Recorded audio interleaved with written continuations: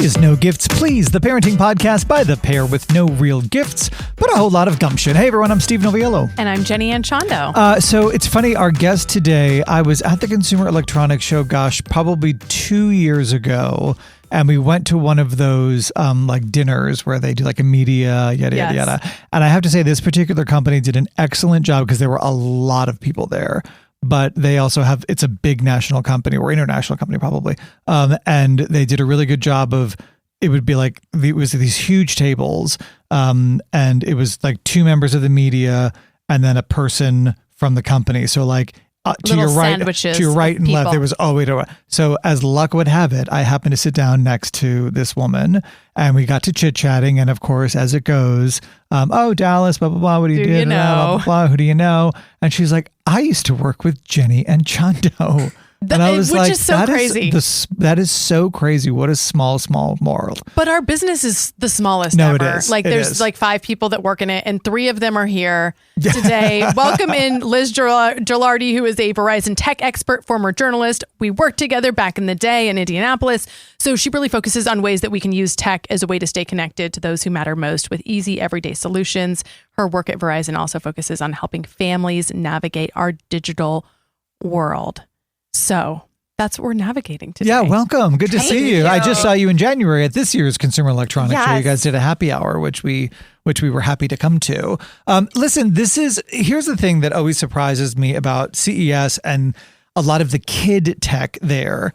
So you're from Verizon. Verizon is one of the few companies, and I'm not just saying this because you're sitting here, but it amazes me how many tech companies we meet with where parents are inventing this stuff and then say to us offline, but I would never let my kid use it. Mm-hmm. Whereas the Verizon team, I feel like everybody there who has a kid is using some of this technology, some of these contracts, some of these kind of safeguards, which I think says a lot, right? That is interesting insight. It's a lot of these manufacturers like, I would never let my kid use this thing that I just invented.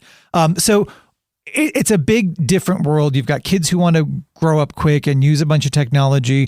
I'm fascinated by the family tech agreement. Let's kind of start there. Yeah, absolutely. And, I think, too, just going back to your comment, I mean, we have an entire website, Parenting in a Digital World, and it really starts there because that's where we're offering all of these resources to parents and caregivers as a starting point for them to really have some of these open and honest conversations and tackle some of these topics, which can be, a little bit tough and tricky. And so starting with the family tech agreement, I mean, that's the whole idea here is parents want to have that conversation around technology and they just don't know where to start. And so this can help you have that conversation and have that starting point with your child.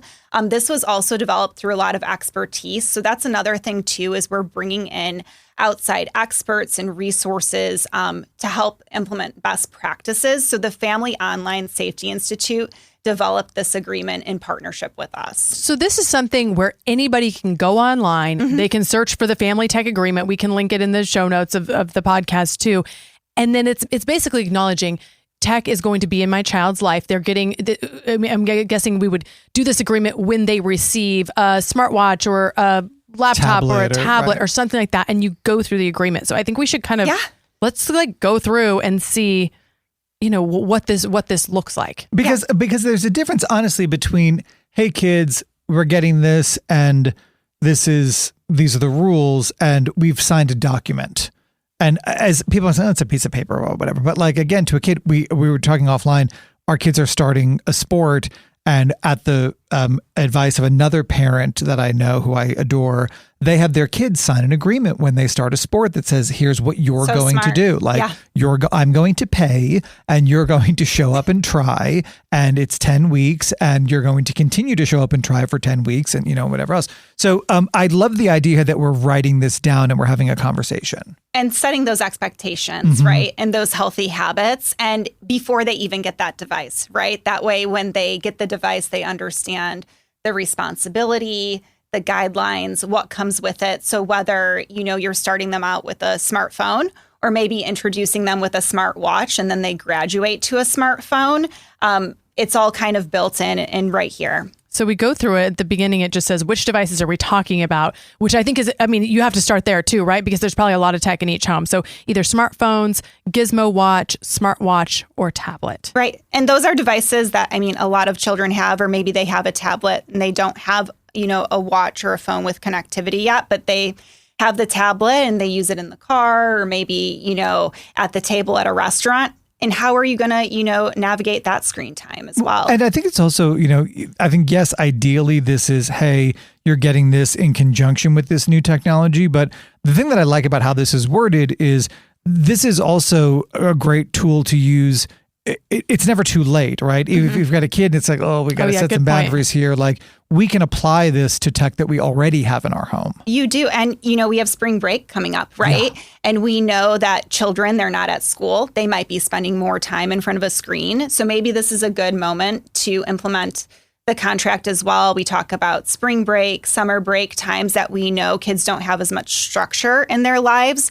And this could be just a really good moment where if they already have technology, to revisit it.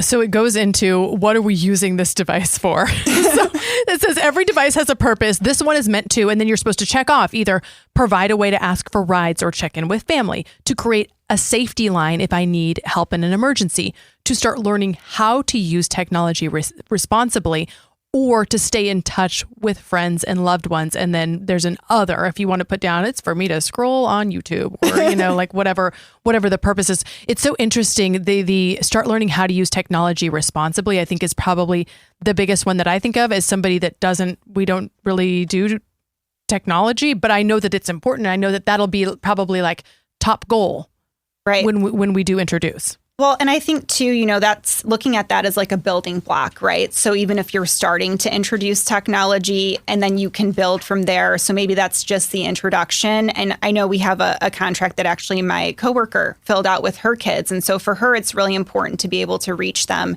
in case of an emergency. So are you just using the device for maybe kind of those bare bones, like I need to be able to get a hold of you in case something happens? Or are you wanting to layer in a little bit more functionality because maybe you have a child that's starting or a teenager that's starting to drive and you need them to be able to do more with the device? The thing about there's a portion on here that talks about limiting screen time. And the thing that I like about it is I think a lot of kids, they don't quite understand why. They just think, well, mom and dad are being mean. They don't want me to have my favorite thing, right? They're putting boundaries on this just because. So by first defining what the issue is for the kid to say, hey, this can affect your sleep. It can affect your family, your relationships, so together we're going to figure this out. And again, it sets those boundaries. No devices at meals. This particular user said no devices in church, right? Places where you want to make sure that your kids are screen free.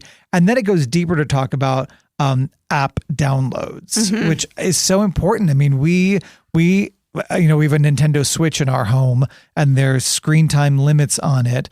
And then also I'll get a notification, that like, hey, someone's trying to change your password, like someone's trying to buy an app or whatever. And I'll have a conversation with the kids and they're like, it's a cross between how do you know that? And I just got caught. And, but again, what it does is it opens a dialogue. It does. And I think this is, just as much for parents, right? And caregivers too, because then they can fully understand and wrap their head around maybe the full functionality of some of these devices and know, like, if I'm giving my child a smartphone, have I thought about whether or not they can download apps? Like, have I even thought about these things? Or are you going to wait until you get that charge and then start asking questions? How do you know? I mean, again, you've worked with experts here. Have you had that discussion of how do I know if my kid is ready for a smartwatch or a smartphone or a tablet? That's something where we really think, it can be different for families depending on their needs, the age of their children. I think it's not a one size fits all approach is really what our experts are saying.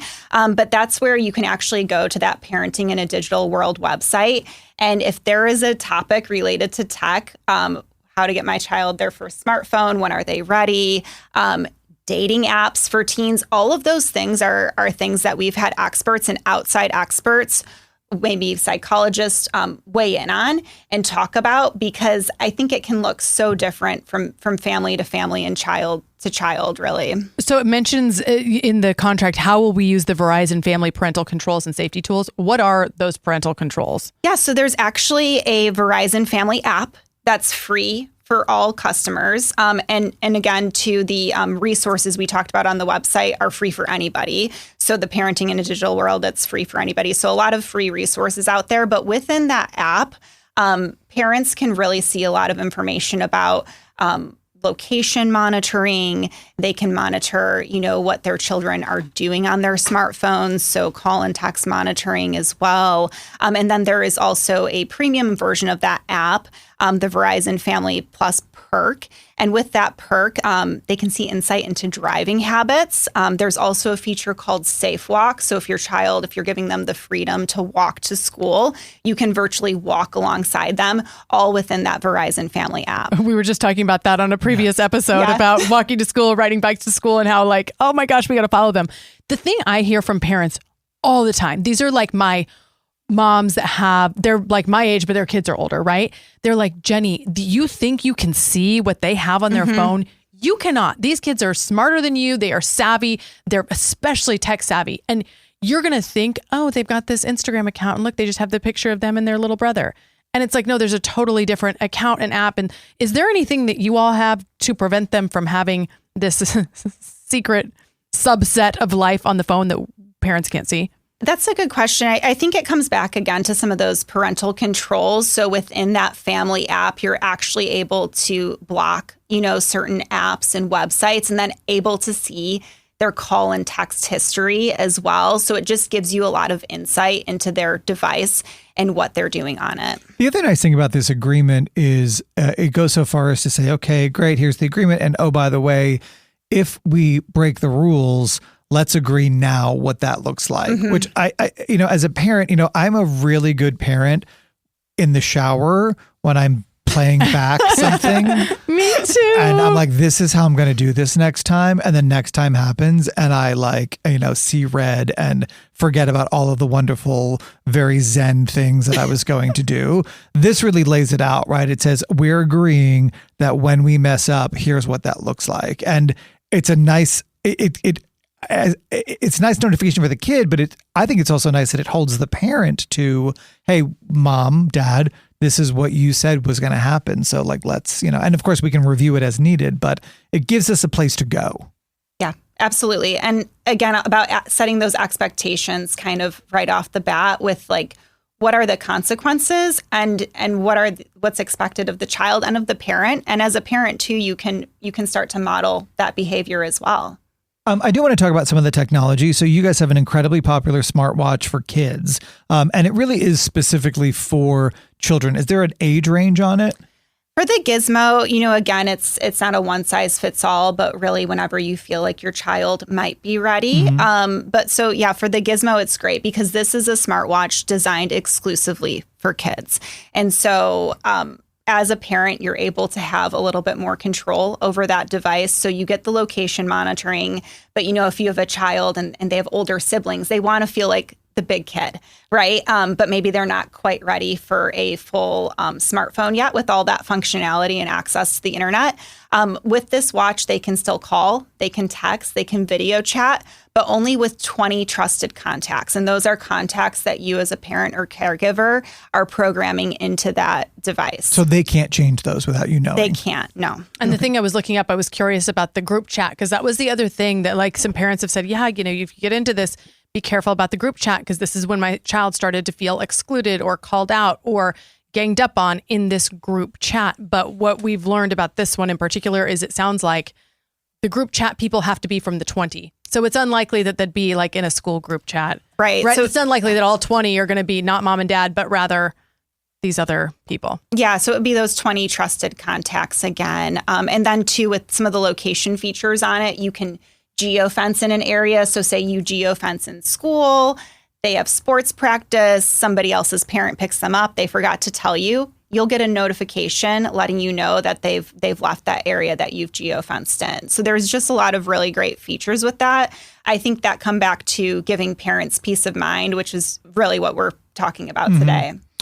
So one of the other things here that we take note of is that I think for a lot of parents, it's really more a tool for parents than it is a tool for kids at this age. As a parent, I want to know where you are. As a parent, I want to be able to get in touch with you if I need to. I'm not so concerned about you doing whatever it is you want to do with a smartwatch. But I think that this is a really good kind of way to address that. And I have to say, the plan is what, like $10 a month? Mm-hmm. So it's not totally cost prohibitive. I mean, you're not talking about like adding a whole other line to your Verizon service. Right. No, it's very accessible. And right now, actually, we have a buy one, get one on the Gizmo for the watch. Device itself. Yes, for the device itself. So if you have 2 kids, you're looking to add the Gizmo watch, it is a really great option. And I think back to, this was actually a couple of years ago, talking about knowing where your child is and what could happen. We actually did a story. There was a little girl who fell asleep on the school bus on her way to school.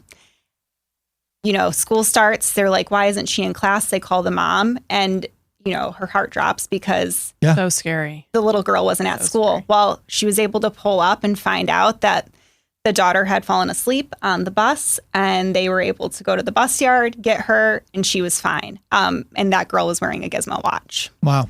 That is wild. Okay. Then, and they can search the internet on the Gizmo watch or no? No. I'm just trying to understand like what the... Yeah. So very limited, again, functionality on the Gizmo watch. Texting and video. And video. And video too. Mm-hmm. Like recording video or like FaceTime? FaceTime, like video chatting. Mm-hmm. Are there games? Oh, they love that. Yeah, there's some games too. So there's some fun things with it. Yeah. They can make a to-do list, which I know we have some coworkers that use as well. So if they have some chores to do or things that you've talked about that they need to do at school that day, they can have the watch and then have that to-do list with them. Like, I need to relegate myself to a Gizmo watch. I need how much more would I get done if I had a Gizmo watch instead of a smartphone? Would Steve be in your contacts? Oh my gosh. Yeah, you totally make my top 20. Would I be a 20? Absolutely. It's very MySpace, right? What was it? Your top 8? Yeah. That was a big deal back in the day. Yes. On somebody's I probably need a Gizmo watch myself. It is a great idea. What do you think is, because we hear so much about this, like parenting in the digital world, what do you think is the biggest challenge that parents are facing right now when it comes to technology and their kids? That is a good question. And that's why I think that website that we have and those resources, it covers so many different topics because, with technology changing and evolving, different things come up and we really try and see, what are parents talking about in real time to cover it. So for example, there's a lot of questions around gaming and chatting with gaming. Yeah. We have experts weighing in on that. We have experts weighing in on teens and how they're using dating apps. That was an article that just came out recently as well. That's, by the way, wild. When she said dating apps, I was like, excuse me, Liz. What? Can you, are they separate from the adult ones? How does that even work? Well, I hope so. So actually, and you can read the article online and we can link to it in the show notes. But what they found is sometimes that teens are actually chatting in some of those gaming apps or other spaces where you wouldn't think. Using them like that, yeah. Oh. Mm-hmm. Yeah, no, for sure. Anywhere that they're able to communicate with one another, they're talking about whatever they want to. It's interesting, I had asked you earlier, when are you ready? And you very rightfully said, gosh, it's so different based on every family. I feel like this is one of those devices where your lifestyle will let you know. For sure. It's almost like, okay, gosh, my kid is starting whatever, some sort of practice. Or riding the bus. Riding the bus or parents separated or whatever. Like now we need something and now we're, as opposed to a kid saying, well, I want this for Christmas because I want it. I think that's a nice way to introduce it. Well, it's so interesting how this contract brings up the discussion. It made me think this conversation about social media is going to be the sex talk of our era. So many people that are our age are like, my parents never really talked to me about it. I had that class in school, but my parents never really sat down and talked to me about it. And I wonder if some of the kids who will end up struggling or having these addictions to technology, it'll be like, well, my parents, they never really talked to me about it. And the parents will say, yeah, we did. Remember when we went to the store, I said, don't look at, bad videos, tell me. But something like this, it intentionally, it makes you sit down and say, what content is off limits? Some online spaces are not safe or healthy. We will avoid the following content. And then you decide, is it social media? Is it explicit content? Is it inappropriate sites? And so you're having the conversation and it's intentional. It'll be a memory. Probably not. I mean, it's not awkward, sex talk, but it is a memory of oh, I'm getting this phone, but this is still my parents made business on this. Yeah. It's a responsibility, right? Yeah. And, I think, too, going back to one of your questions about just the different apps. And I mean, it's not just a phone, right? Like the phone can access the internet. There's all these apps. It has, for us, our lives on it. But there's a section in here about passwords, too. Yes. So if you're concerned about apps, is your child going to share that password with you or not? And so that's another thing that this addresses, and you can also lay that out. Do you have one of these contracts for getting a puppy? Because I feel like can you help us out in other areas? I need to draw one. We're on the verge, Liz. And wait. No, it's okay. We'll do that for another podcast. But honestly, I'm thinking about why not? Why not write up a contract for the kids and say, okay, listen, if you want a puppy, this is what that's going to look like. And if it doesn't look like that, this is the consequence. Ooh. The puppy's going to go live at Jenny's house. Stay tuned. Sounds like I'm getting a puppy. All right. Amazing. Where can people learn more about all this? Yes. It's all Verizon.com or? Verizon.com/parenting. That's our Parenting in a Digital World site. And again, that's that site that is kind of your one-stop place for all of these topics that we've talked about today, or any other topic that parents might be facing in our digital world. But you can download the Family Tech Agreement that we created in partnership with the Family Online Safety Institute on that site. And again, this agreement is free. It's downloadable for anyone, regardless of whether or not you're a Verizon customer. And then you can read up about all the other articles and topics that our team of experts are tackling. Awesome. Liz, we appreciate it. Good to see you. I'll see you hopefully in Vegas next year. I hope so. Okay. Hopefully before that. But yes, definitely in Vegas. Well, that's fun. I want to go to Vegas with you guys. It's, you know what? It's good. And honestly, the nice thing about theirs is that it's early in it, because we do morning show television. It's early enough in the evening, because some of these companies would be like, oh, we're going to the Sphere at 10 p.m. No, I'm like, oh God, no. Immediately no, even if I'm not doing a morning show, honestly. Some of the media invites lately have been really just way too cool and late. We're good. Give me a 4 p.m. 100%. Right? 100%. This is interesting stuff, where we are getting to that point with the kids. And I will say this, the thing that surprises me the most about technology boundaries.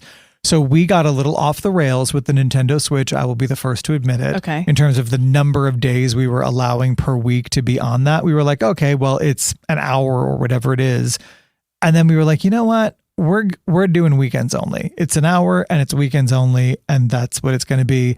And I'll be honest, I was like, they are going to flip out when we are cutting this by 70%. But then they still get the hour. It's just on a weekend day. Well, they were getting an hour a day. Oh, okay. Well, Parent of the year. Listen, it's fine. They're not going to have time for it now that they're going to be basketball stars. But it's fine. But I will say that when we cut it, they were like, okay, I forget sometimes that they're 7 and 9 and they're like, okay, they understand. But we live in your world and that we don't okay, that's what you said. So I guess that's the new reality, and it hurt for a week and now it's just the new normal. So actually Parent of the Year then. Sure, I guess. Take it. Maybe of the quarter. Accept it. Maybe of the quarter. All right. Hey, if you think we're Parent of the Year, do be sure to tune in every Tuesday morning when a new episode drops at 7 o'clock on your favorite podcast platform. Be sure to click like and subscribe. And if you do nothing else today, go find yourself a friend you don't need to clean the house for. We'll see you next time.